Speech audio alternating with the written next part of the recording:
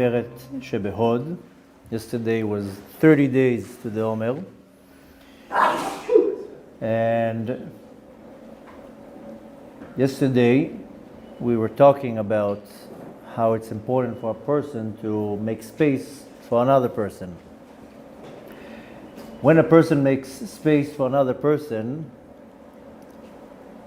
not only that he's making room for another person to exist, he's also admitting in some cases that somebody's better than him.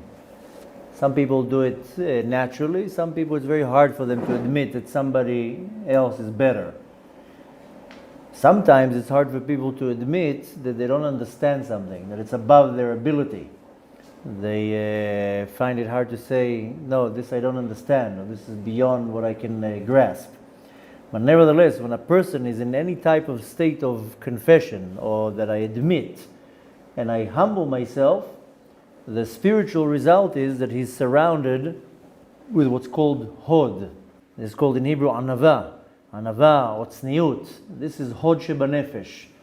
If a person is able to reach to that part of his nefesh, that it will shine outwards, then that's a very high level, that a person can bring this level of humility in his nefesh to be able to project outwards.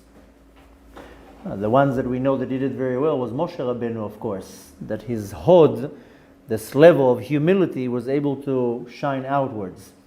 Now, when a person is able to admit in the existence of another, this is only coming from the midah of anava, of being humble, of humility, then right away he will be surrounded with this godly light that is called Ora shel Hod vehadar, a light of Hod vehadar. Sure you heard the term Hod vehadar.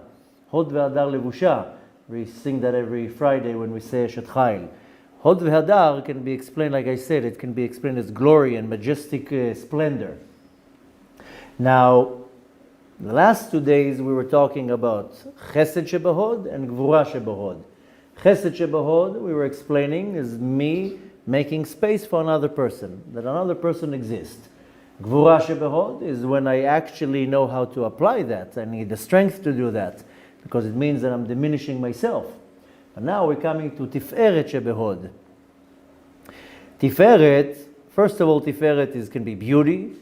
Tiferet can be also glory and splendor, but Tiferet really is beauty. Hod will be more precise to say that it's this splendor. But the Hod is this shining light, the aura around the Sphira. And that's something that we want to reach. Sometimes you see a great tzaddik, a great scholar, a great rabbi, and you see, wow, this light around him. If you're not able to see that, then it means something's wrong with you, not with the person. I know many people that they're great individuals and others won't see that.